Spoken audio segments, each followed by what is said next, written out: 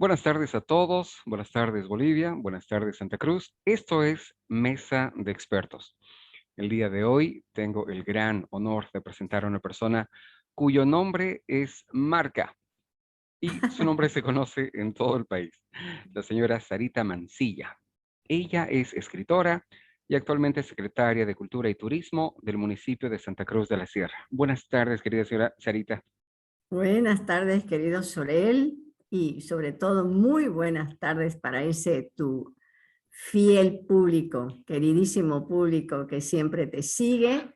Y bueno, y por supuesto estar en mesa de expertos me siento tremendamente honrada.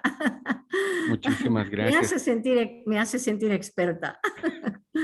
Estamos seguros que ustedes. Querida señora Sarita, empecemos por la primera pregunta. ¿Qué libro la enamoró en la lectura? ¿Puede usted recordar Ya. alguno? Ay, por supuesto, ¿quién no tiene su libro favorito?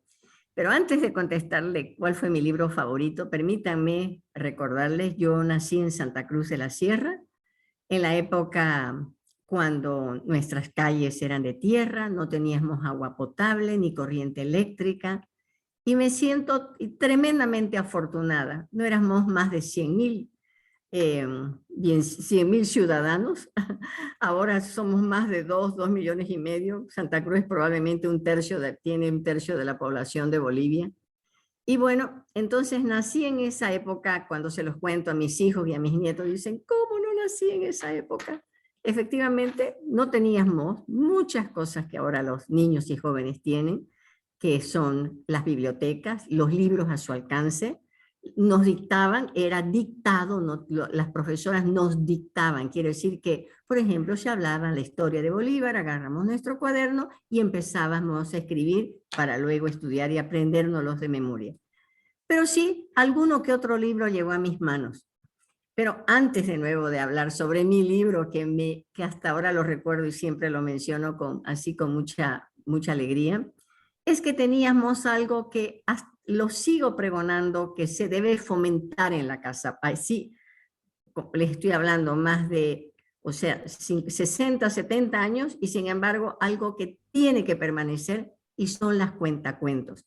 Las cuentacuentos en la familia, es decir, el papá, la mamá, los abuelos. ¿Y por qué? Porque eso es lo que particularmente siento que a mí y a todos los niños les afianza su sentido de la vida, su personalidad, sus raíces, porque ¿qué pasa con los cuentacuentos? ¿Qué es lo que cuentan? Generalmente las historias de la familia, quiénes fueron los padres, abuelos, cómo era Santa Cruz o donde sea que nacieron, de sus antepasados, y los chicos van mamando y se van sintiendo parte de su familia, con orgullo, parte de su ciudad, parte de su país. Entonces, no importa que ahora tengamos en abundancia todo lo que no tuvimos hace años atrás, pero eso es algo que lo tienen que fomentar y lo recomiendo enormemente, así como la lectura. Y los chicos se convierten en expertos en el arte de contar historias. Y las personas las que cuentan historias no solamente son comunicativas, sino también alegran el lugar donde sea que estén. Entonces, mi libro favorito, El patito feo. El patito feo, y eso creo que influyó muchísimo para después yo escribir la saga de Benjamín, una saga exitosa, se convirtió en un bestseller en el país, después, imagínense, probablemente 60 años después. ¿Por qué? Porque llevaba adelante algo muy importante, y que es que o sea, evitar juzgar, evitar la discriminación, que eso es lo que sentí yo con el patito feo. Alguien que nació feo, negro, porque así es, porque venía de otro huevo, era, era un cisne, no era un ganso cualquiera, y se convirtió en el más bello. Por eso uno no debe juzgar a las personas por su físico y su manera de ser. Ni por ninguna razón, pero con mayor razón por su físico, y eso creo que es algo de las cosas que a mí me impresionó. Así que bueno, eso va por la primera pregunta, el patito feo.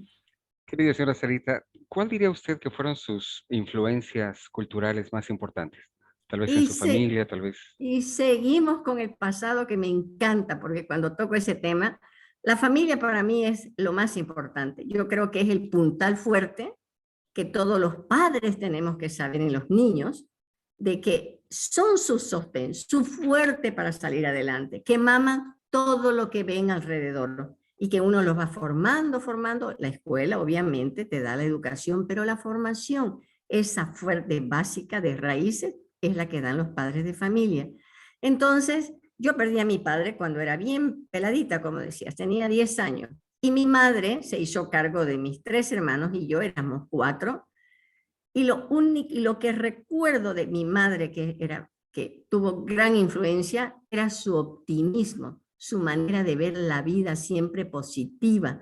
Donde había un problema, no era problema, era al contrario, una manera de buscarle solución. Entonces, una madre que me escuchaba, que me compartíamos mucho, muy trabajadora, muy disciplinada. Entonces, son cosas y además que me conversaba, me contaba de los viajes que hacía con mi padre. O sea, mi padre se fue y ella siguió compartiendo con nosotros estas cosas importantes. Sobre todo, me encantaba escucharle y me hacía soñar de los viajes que hacía y cómo me los describía. Entonces mi madre tuvo una mucha influencia sobre mí, pero sobre todo esa su manera de ser, de mirar siempre para adelante. Me decía, hay que aprender a darle la vuelta a la hoja y seguir adelante. Y además de reconocer, pues los tropiezos no son tropiezos, son experiencias. Y con esa manera de ser tan positiva, creo que la tengo presente hasta hoy en día. Felicidades. Gracias, Qué hermosa gracias. historia. Y yo espero serlo para mis hijos también, por si acaso. Quiero que tengan esa imagen de fortaleza y que no, sí está bien a veces sentirse deprimida, es normal, mimarse un poco, pero tampoco enamorarse del problema y al contrario, salir como lo que hemos hecho ahora, como lo que estamos viviendo ahora por la pandemia. Y viene al caso esto, hemos tenido meses de confinamiento, de perder tantos seres queridos, ha sido sumamente duro, pero yo conozco, ayer justamente fui a la exposición de una joven de 26 años casada, su bebé nació en julio, o sea, en plena pandemia el año pasado, y sin embargo ella pinta, y decidió sacar fuerzas de donde sea y seguir pintando y seguir pintando. Entonces, no solamente enriqueció su vida en esos días de confinamiento, sino también ahora está compartiendo con el público todos esos sentimientos que tuvo y que fueron expresados a través de la pintura. Y lo mismo, vamos por eso de recuperarse, reimaginar, reinventarse constantemente. Eso no es solamente por la pandemia, en toda la vida es algo que tenemos que practicar. Lo mismo podríamos decir sucedió con tantas personas, lo hemos leído, yo lo he leído y he escuchado también personalmente, de tantas personas que los libros les salvaron la vida.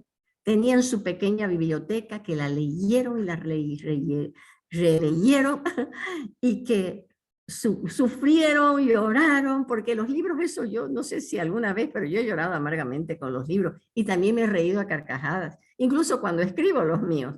Entonces, eso es el arte, la cultura, todos esos hábitos culturales. Yo tengo un hijo que no tenía idea de la cocina, pero con tal de ayudarle a su esposa, y ahora es un gran chef en cuestión de 6 meses. Entonces, fíjense, dentro de todo eso, volviendo a lo de mi madre, lo que aprendí y ahora lo veo y me alegro. Sobre todo aplaudo cuando a alguien le va bien y se ha recuperado también, lo encuentro una maravilla.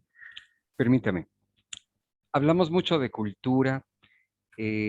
Vamos a lo más básico. ¿Cuál es el concepto que deberíamos manejar de cultura? ¿Qué es cultura? De lo más sencillo, acuérdense de dónde viene la palabra cultura, de cultivar.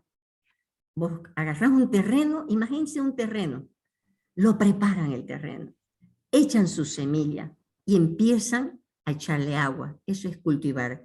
Luego lo ven crecer, viene la cosecha y siguen cultivando ese terreno, no lo dejan, incluso los agricultores. Ustedes saben que cuando la tierra se va empobreciendo, dicen, vamos a parar, ya no vamos a sembrar soya, vamos a sembrar ahora sorgo, porque el sorgo, una vez nace, florece y se cae, esa misma planta la entrevieran, por decir, la mezclan con la tierra y la enriquecen. Pero somos exactamente lo mismo.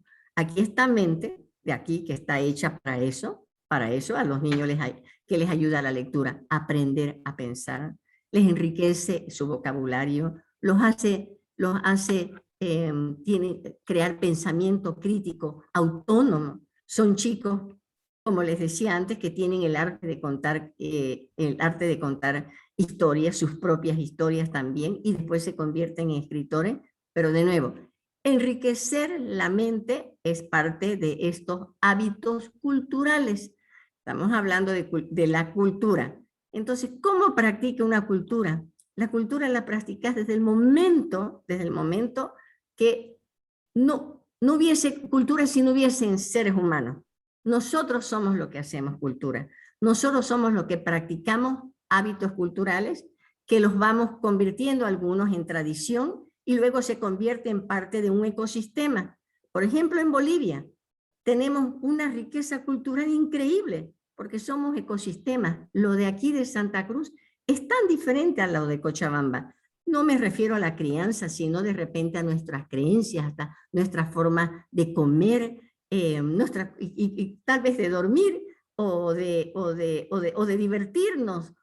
Algunos nos gusta, nosotros acá en el oriente tenemos una música, en el occidente otra música, pero esa riqueza cultural es lo que hace grande y grande un pueblo. Ahora, vienen hábitos culturales que a veces no son recomendados, por decir, una que yo lo que más hago hincapié es en una ciudad sucia, donde quienes son los que la ensuciamos somos los propios, la población, porque creemos que las calles es un basurero, o porque nos da mucha flojera de barrer nuestra acera, o de ayudar a que esta ciudad se mantenga limpia. Entonces son esos hábitos culturales que no son buenos, que tenemos que hacer un esfuerzo por cambiarlo, por el bien de todo. Entonces, para mí, la cultura es eso, justamente lo que practicamos el día al día y que son parte de nuestro entorno, de nuestro ecosistema. Yo viajo, no sé, de repente a Europa, viajo a Estados Unidos, tienen hábitos culturales completamente diferentes. Por ejemplo, en Estados Unidos, vos tirás una basura a la calle y un policía te pilla y te cobra $500 por tirar la basura. Un pedazo, cualquiera, un papel. Y lo cumplen muy estrictamente, son hábitos culturales. Entonces, la cultura es lo más importante y es transversal con todo lo que hacemos, con nuestro trabajo, cómo atendemos al público, cómo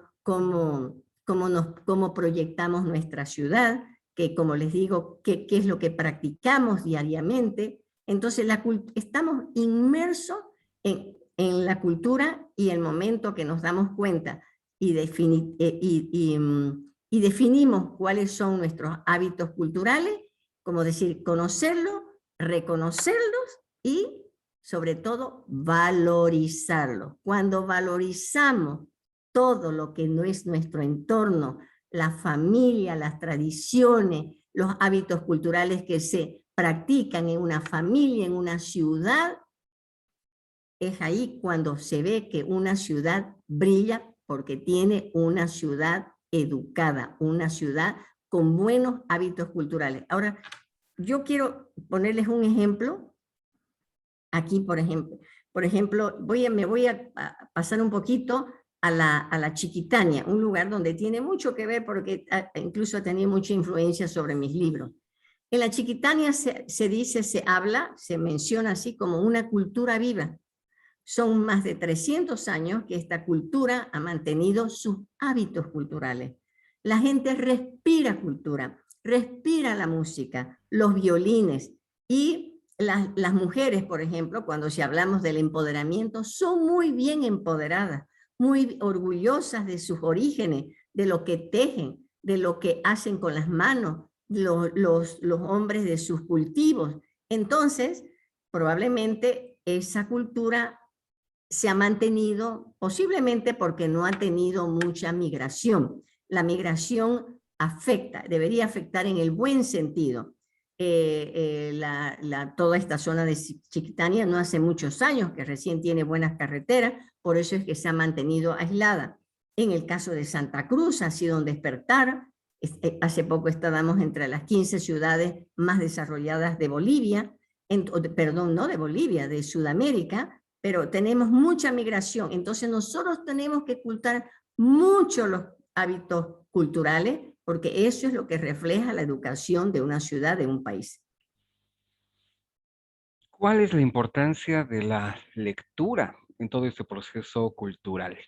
Bueno, estamos hablando de la educación y una de las herramientas, por eso cuando yo leía, no sé en qué parte, en la mesa de expertos y herramientas para la educación, yo dije, ahí está una de las herramientas que tenemos, que podemos hacer uso, que están a la mano, es justamente la lectura. Ahora ya no hay excusas como yo la tenía, en mi época no habían libros, teníamos las cuentacuentos y nos llenaban de historias y nosotros las aprendíamos de memoria. Ahora tiene las plataformas digitales, el internet, ahora se lee de 1000 maneras. ¿Y por qué es tan importante? De nuevo,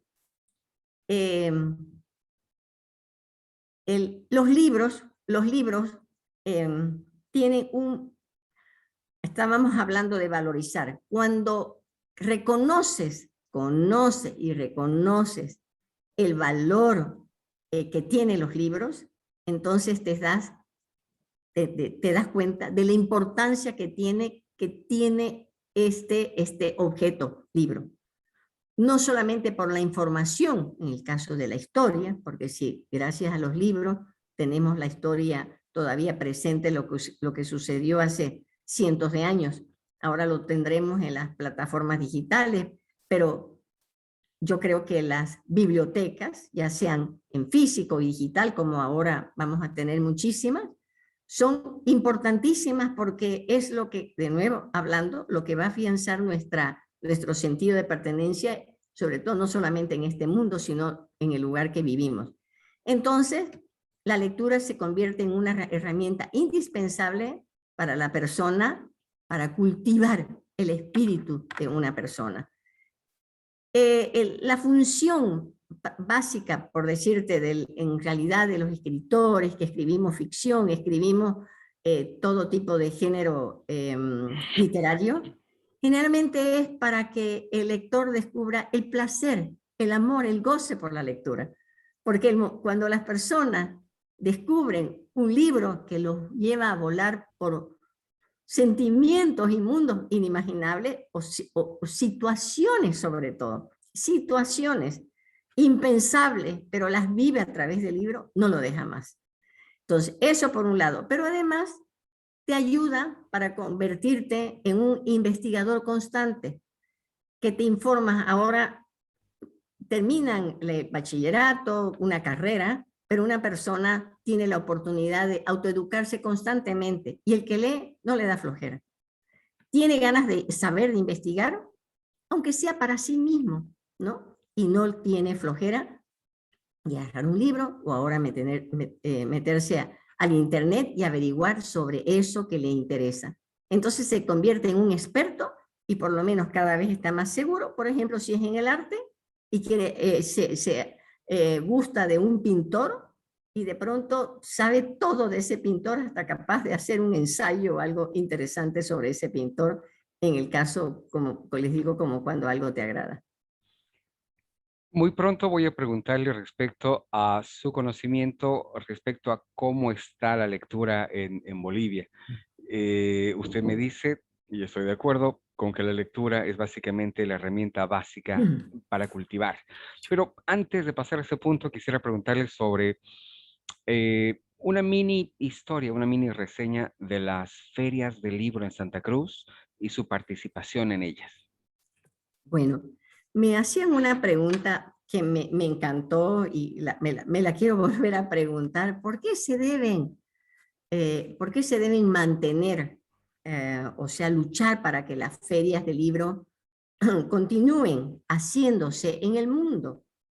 Y me puse a pensar y pensar, bueno, primero, porque le da el valor real a los libros. El valor real. Son como librerías gigantes, son como sitios sagrados, podríamos decir, porque no se permite, para comenzar, que se vendan libros piratas, ¿no? Porque el libro pirata es prácticamente el libro que cualquier persona te roba los derechos y te lo imprime y lo vende. Eso como decir, son piratas. Y bueno, pero ¿qué es lo que creo que personalmente mi temor, y seguramente lo deben tener muchísimas personas que están en este mundo de la De de escribir. la escritura, sí, de los libros, sobre todo de la industria editorial, sobre todo? Amazon es una empresa tremenda que está vendiendo, pero así por montones, y está convirtiendo en uno de los grandes vendedores de libros, Amazon. Pero ¿qué es lo que se pierde? Se vende, pero ¿qué es lo que se pierde? El valor, por ejemplo, a los escritores emergentes. Aquellos los que uno en una feria de libros recibe, viene su público y de pronto uno, el público generoso, lo va animando, gusta de su libro y lo va animando y va valorando no solamente lo que escribe, sino también como persona. Entonces el Amazon es algo tremendamente frío, que probablemente vende, pero vende a los grandes, de los reconocidos, porque lo anuncian, porque se venden tantos miles, y la gente tiende a comprar el bestseller, pero va haciendo a un lado también a los emergentes. Es lo mismo, leía el otro día un ejemplo como un bosque, donde se deja crecer, no sé, cuando, por ejemplo, el que quiere plantar pinos, eso yo he tenido carpintería, he tenido vivero, he tenido tienda de decoraciones, por ejemplo, por eso es que como que le entiendo hasta a la agricultura. Cuando plantas pinos, los plantas, pero después hay que ralear, hay que cortar los que están débiles para que los otros vayan tomando cuerpo. Es exactamente lo mismo. Entonces, de alguna manera, a los emergentes se va eliminando. En cambio, en la feria no.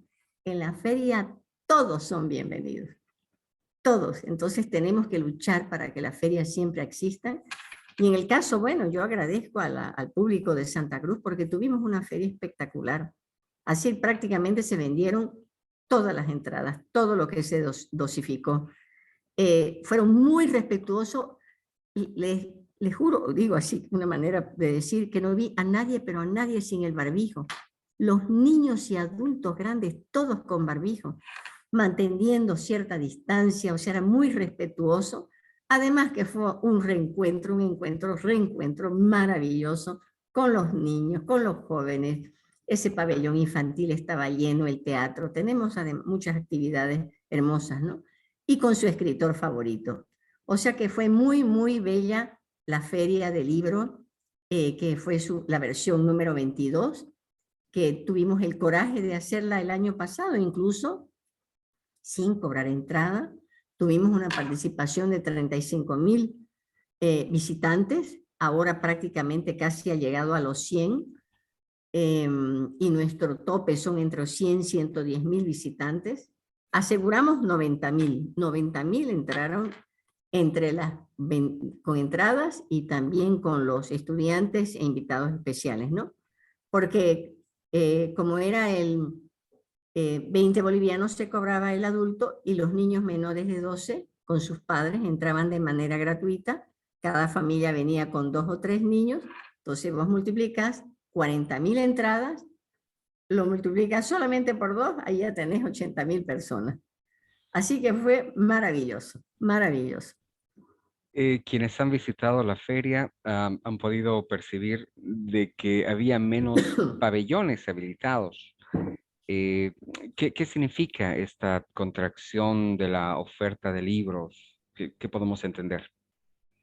Perdón, ¿de pabellones qué? Que había menos libros a la venta, menos pabellones donde se ofrecían los Ah, libros. sí, no, pero sí, lo que pasa que fue como, se hizo un rebalse. Por primera vez, la Fexpo Cruz dispuso de los espacios.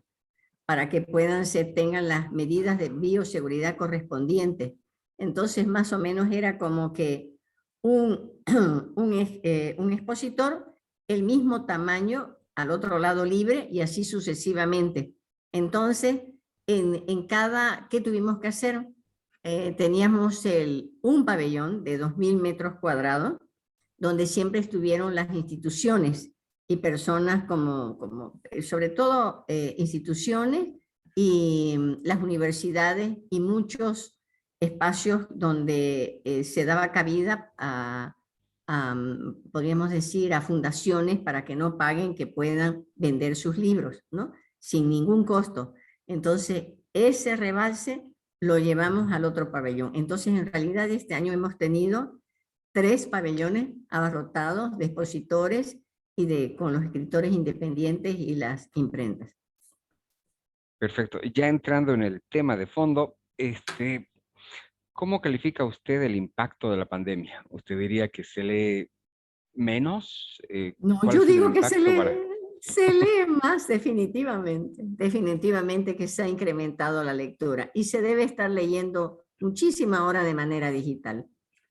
O sea, en las tablets, y ustedes sabían, ¿no? Yo digo, ¿no? Nosotros hace 5 años hicimos, esto es ya anécdota, una feria donde quisimos recordarles, contarles a los chicos, ¿no? Enseñarles, contarles de cómo comenzamos a escribir. Y hace 5.000 años se comenzó con los sumerios y escribían en las tabletas de arcilla, gigantes, gruesas, ¿no? Puros jeroglíficos. Y la primera mujer, la poeta del mundo de la historia universal, o sea, poeta, fue mujer, Edenuana, algo así. Bueno, pero lo que yo quería contarles ahí es que me acordé de las tablets, yo creo que de ahí viene, de las tabletas de arcilla, las tablets de ahora. Sí, ahora se debe estar leyendo en las tablets, y por supuesto también, y la gente fue... muy bueno ver cómo todos los expositores quedaron totalmente satisfechos. Igualmente, personalmente, agradecí mucho a mis lectores, que vinieron nuevos lectores también, y todos salían con sus bolsas de libros. O sea, por eso fue que una feria muy necesitada, buscada y al mismo tiempo tremendamente exitosa. Ya llegando al final, usted como secretaria de Cultura y Turismo del municipio de Santa Cruz de la Sierra, ¿qué planes tiene para apoyar a la cultura? Pues, a ver, rapidito, eso, y es bueno, me gusta por esa pregunta. Lo primero que hicimos, hicimos una reingeniería, por decir, de la nueva secretaría, pero no solamente en mi secretaría, en toda la secretaría. La estructura nos las enviaron el alcalde mismo, y cada uno tuvimos que adaptarnos a esa nueva estructura. Lo que hemos hecho fue, teníamos prácticamente, ¿cuánto? Han pasado 3 meses donde nos hemos dedicado a recibir a cientos, por decir, 200, 300 artistas, instituciones, todos con sus deseos de presentar, hacer alguna exposición, en fin, cada uno con su objetivo. Entonces, a todos los hemos atendido y dentro el POA salió ya definido, hace unas 3 semanas. Nosotros estábamos prácticamente listos pensando en ese mismo POA por el que veníamos trabajando y tenemos hasta la fecha, o sea, y ya estamos listos. Van a ser 4 meses donde está dentro del POA, estamos organizando 332 actividades que las tenemos que lanzar en 4 meses. Solamente para el mes de septiembre, por el mes de Santa Cruz, tenemos 72. Estamos tratando de llegar a todos los distritos, de los 15 distritos que tiene el municipio de Santa Cruz, de darle ese espacio, sobre todo, espacio a todos los géneros artísticos, culturales. No queremos que nadie quede afuera. Los que no hemos podido lograr por alguna causa, los vamos a llevar para el POA del próximo año. Tenemos concursos interesantísimos, ya lo hemos lanzado para el municipio de Santa Cruz. Uno es el de comida típica, que tiene 10.000 bolivianos de premio y ese va en 3 categorías. Luego tenemos uno de artesanía, que la artesanía, déjenme que recuerde, tiene 10.000 bolivianos el primer premio y 7.500 bolivianos el segundo premio en cuero, en tejidos, en madera y en cerámica. O sea que es el segundo. Y el tercero ya es el concurso de cuento nacional, que son 30.000 bolivianos de premio. Así que, y ese es nacional. Y se cierra todo el 30 de septiembre. Así que gracias por eso, porque para el que esté escuchando y que puedan difundirlo.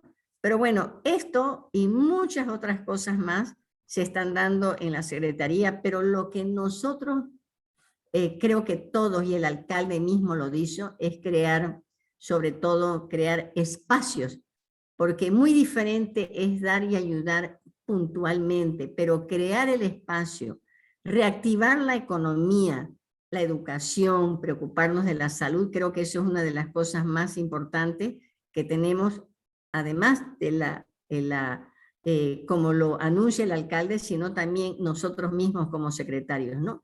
Pero la reactivación económica que se note, pero sobre todo creando los espacios para que la gente se anime, incentive, mueva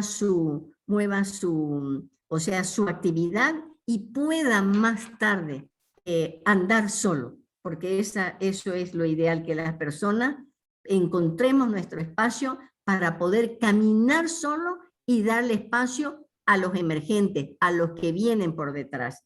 Creo que esa es para mí sería uno de mis mayores objetivos, que se pueda identificar, que no nos quedemos pensando que yo voy a tener todos los años, sino hay muchos emergentes que vienen por detrás. Entonces nosotros tenemos que preocuparnos, como les digo, de salir adelante, crear nuestro espacio, sustentarnos y dejar espacio para el que viene por detrás.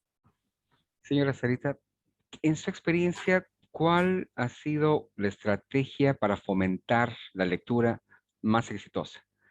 Y le preguntaba qué piensa usted de la lectura, porque muchísimos padres de familia, muchísimos profesores nos dicen que al contrario, ven que la gente lee menos.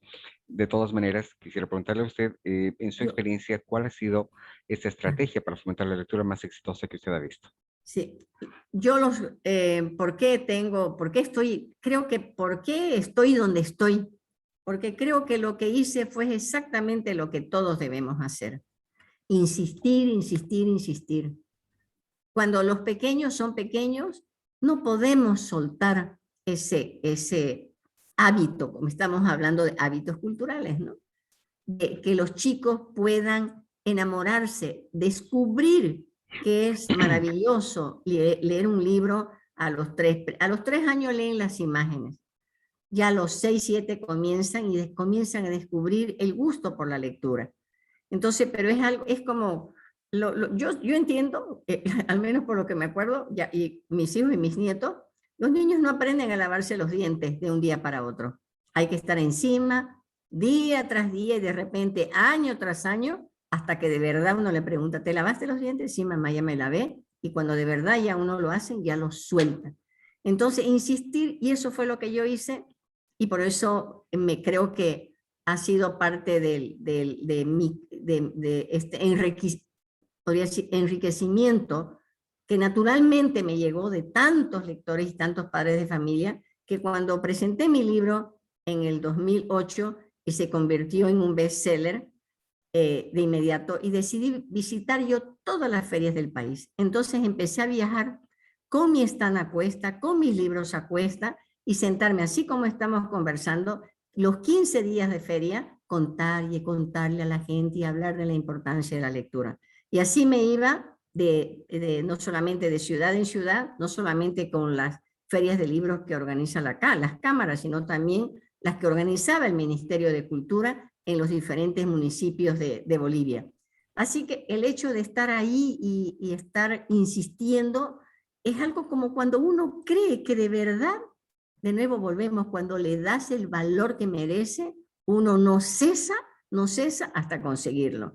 Es como que todo padre de familia, quiero, mijito, usted tiene que estudiar, salir bachiller. Tu bachillerato es importante. Veo ahora mucha gente adulta estudiando para tener su bachillerato, aunque sean adultos. Y luego viene la carrera, o sea, la educación. Cuando le das la importancia que se merece, uno insiste e insiste hasta lograrlo. Y se puede.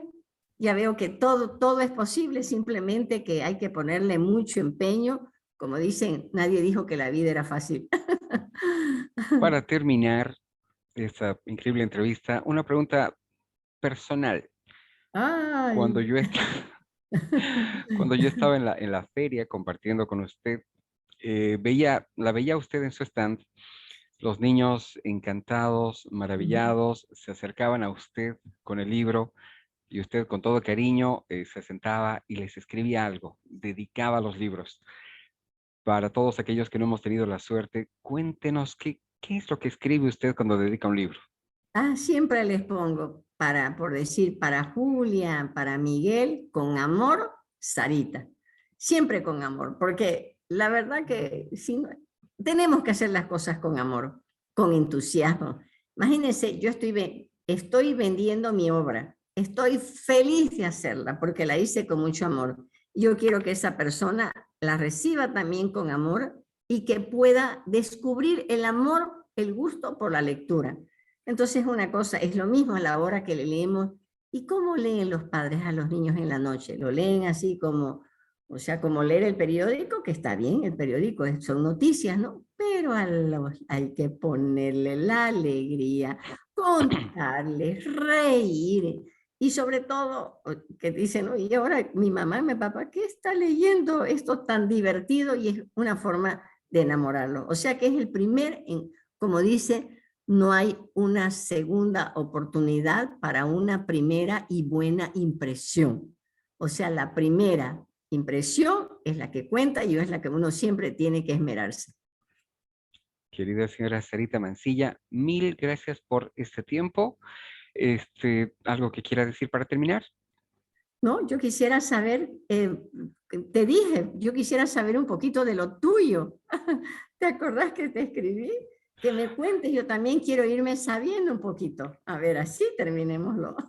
Bien, yo soy autor de un libro que se llama Profe y básicamente lo que hice es investigar y crear estrategias del aula. Para mí la educación básicamente es conectar con el estudiante.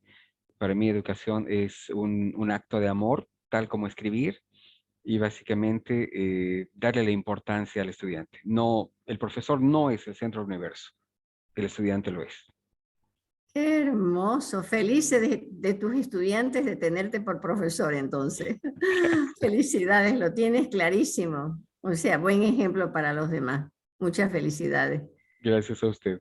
Entonces, compañeros, a todos quienes nos ven, muchísimas gracias por su tiempo. Muy felices de tener a la señora Mancilla. Esto fue Mesa de Expertos. Gracias, muchísimas gracias. Besos y abrazos a todos. Y bueno, a leer, a disfrutar de la lectura y de los libros. Chau, chau.